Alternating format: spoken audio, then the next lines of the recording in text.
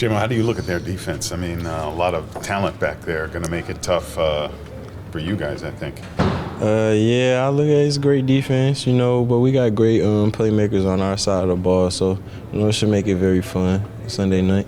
I asked Hutch yesterday if he said this game is must win. You agree with that? Yeah, every game is must win, we just got to go out there and execute, and we're going to come out on top for sure. That's our main thing, third down conversions, make plays and get explosives, third down stops on defense. Play good on special teams, and we're going to be good. How much did you feel like on Sunday just the flow of the offense was back, I guess?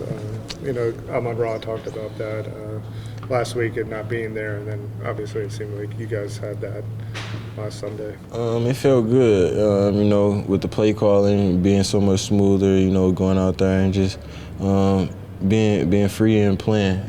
That was a good thing for us. We converted, had a lot of explosives on our end. Shout out to the defense. They got us the ball a lot of times, and we just scored on our possessions. Executing is the main thing. So, that was the main thing. We just went out there and executed. Been on the road to some hostile environments, man. Green Bay, Kansas City, just the elite of elite teams. What type of test do you think this is going to be playing in Philly? Like, what you look forward to playing there? I'm not sure. I never been up there. I heard it's crazy though. But if we go out there and do our thing, make plays, execute, the crowd and the fans, they'll be a non-factor to us. So, we just gotta go out there and do our thing, and it'll be good. Hey, Jamo, what's the most hostile road environment that you've ever played in college or pro? Ever? I would either say probably the Texas A&M or Green Bay. I played at Green Bay one time, or two times actually, and I played at Texas A&M one time. But I would say that because those are two places that I've lost games at, so I've been hearing the crowd all the way to the last second of the game. Other places I couldn't even really tell you because the crowd really don't play a part in the game. Once you get so far in the game, they stop making noise, or sooner either way. Those probably my top two right there. When fans are going at you, are you ever tempted to No, I never really even heard fans say nothing to me. I ain't gonna lie. I never heard a fan say nothing to me. When we on the sideline, I'll be either watching the game or going over, looking at the iPad, seeing what defenses was shown on the last drive. You heard those fans chanting Jamo. Oh yeah, for sure. I heard that. Shout out to them. Hey, did Dan come to you before that drive and tell you that he was gonna try and get you the ball, and what did it mean to you to have him say that and then to have him execute it? It was at halftime, we came, he did his talking to the team, and he just told me that he's coming to me, and that just got me, I was already ready, but it just gave me the, let me know it's coming. So that whole drive, he dedicated it to me. He called plays for me, and I just went out there and made plays. It was something that I just had a great feeling of. It was feeling. It was great. It felt great. Getting the ball and moving well with the offense and things like that. So. Gonna stick to front flip next time? Yeah, I'm gonna land one before this season over. I got you. I was supposed to land that one, but I was going sideways. I ain't got no excuses. No. I'm gonna land one. I got you. Jay, not really a football question, but we saw Eminem today announced this, kind of helping the halftime shows, picking some of the people who coming in helping. For you, as one of the people who've been involved in the culture of Detroit, how big is that for the organization, man, to bring in a legend like Eminem? What is he doing? So you gonna help pick out the halftime shows on Thanksgiving? Oh yeah. That's big. Hopefully he can get some of my guys like V's and Ray to do a show at halftime. That'd be big. I think that's good for the culture too. That'd be huge for us to get them down there. But I think that's big. Getting a Detroiter to get in the mix and pick someone and help the organization, because the culture, I feel like that plays a part in bringing the team a long way, bringing everybody together. So I think that's big. Can't be too big because you guys would not even go into the locker room for halftime.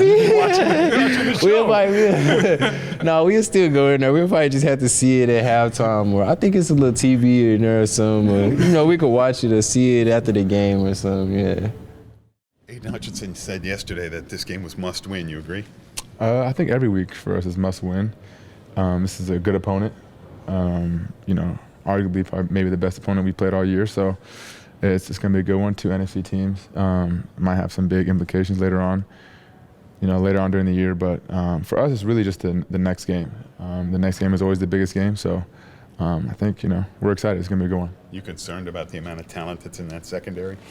I wouldn't say I'm concerned. They're a good team. They're a good defense. I'm excited for the challenge, for the opportunity.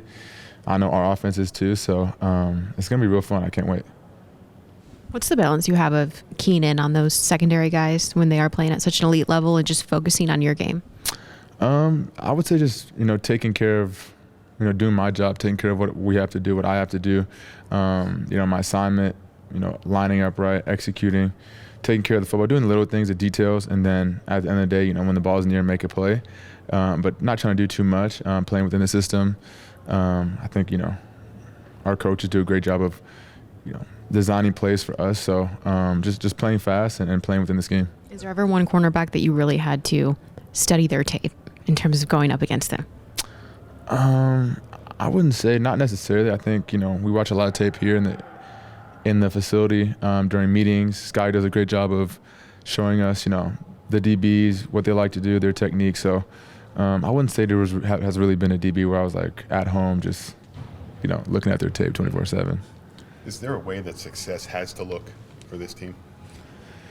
I feel like, you always want to play a clean game. So that means, the least amount of penalties as possible, taking care of the football.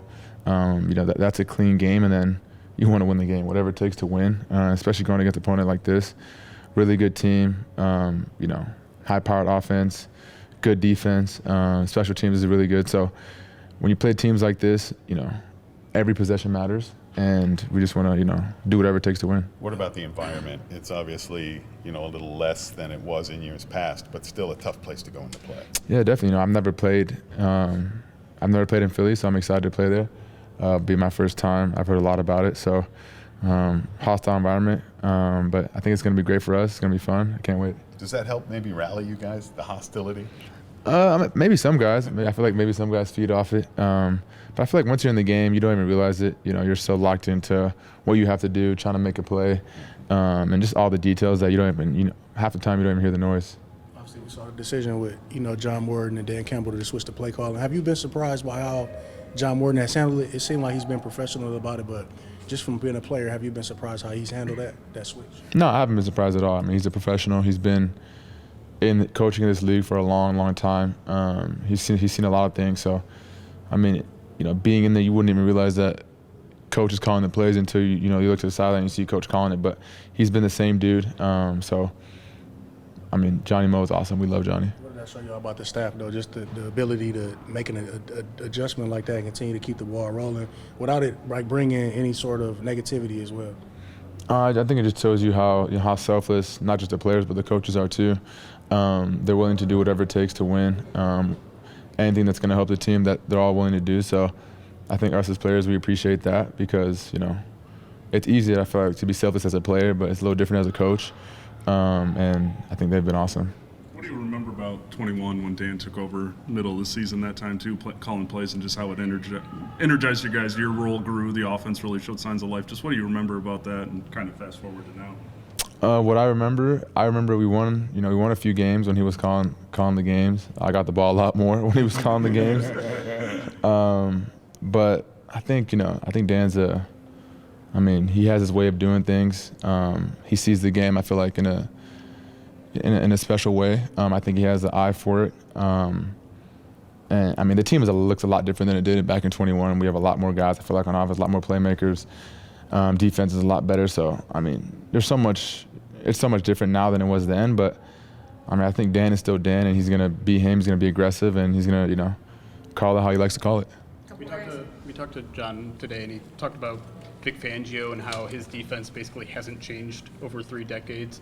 From an offensive standpoint, when you go against a defense that you know what you're going to see, but they're just kind of challenge you to beat it, what's that like during the week, I guess? Yeah, it's tough. Sometimes you have some defenses that play a bunch of different stuff, and you don't know what you're going to get. And you have defenses like we're playing this week that you kind of know what's going to happen. Sometimes, not always, but they're really good at the few stuff that they do, and they have really good players on defense. So, I mean, it makes it hard because all the guys know where their weaknesses are on defense. They've been in the scheme. They're not asked to do anything crazy, so they can play fast and they can, whether it's go after the quarterback, focus in, play man, whatever it may be. So those defenses, I mean, they know where their weaknesses are, so it makes it tough. And they play fast, especially when you have good players like they do. I feel like you can do a lot. So I think, you know, it benefits them. They fly around, they get after the quarterback, and they got a good secondary. Scotty was talking earlier this week, and he was saying that maybe these last couple weeks, and against the Commanders specifically, defenses were playing you differently, maybe a little bit different with their safeties and opening up opportunities for J-Mo. Do you see that similar? I mean, maybe a little. I feel like, you know, third down, I feel like a lot of stuff like that happens. But I think teams do a good, you know, defenses, they try to do a good job of, you know, making sure they got, you know, 2 eyes on me, guy over J-Mo, taking away us 2, and then having the, you know, letting the other guys beat us. So letting Laporta go to work, Leaf, Tesla, whoever's in Jameer. But I think we have so many weapons that, you know, it really is hard to double cover everyone. You can't double cover everyone. If you know, double me, someone else is single, has a matchup. So I think, you know, we did a great job last game of getting it, spreading the ball around to different guys, and it just makes it hard on defenses. You got to focus on everyone. So I think if we can continue to do that, we'll be just fine.